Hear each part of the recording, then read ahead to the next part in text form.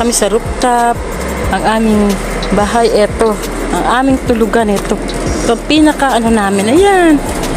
Yung kumbaga sa ano pang construction worker. Oh, yan ang aming kwarto, mga ka-OFW, mga kabayan. Ayan.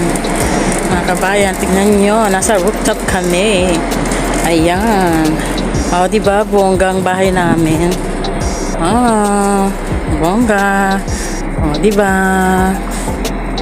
Yan kami. Ayan. Yan po ang aming ano. Yan po ang aming magandang kwarto. Tapos ito po ang nakikita sa malayo. Pag nandito ka sa rooftop, yan po ang inyong mamamasdan. Diba? Yung pong tori na yon, doon po yung merong ano na may nag-alao akbar. Yung sa pagdasal nila, dyan, malakas yan.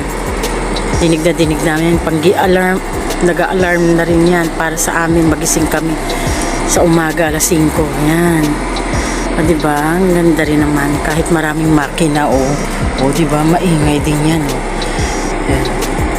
Taglamig pero may nag-aircon pa rin. Smiyo.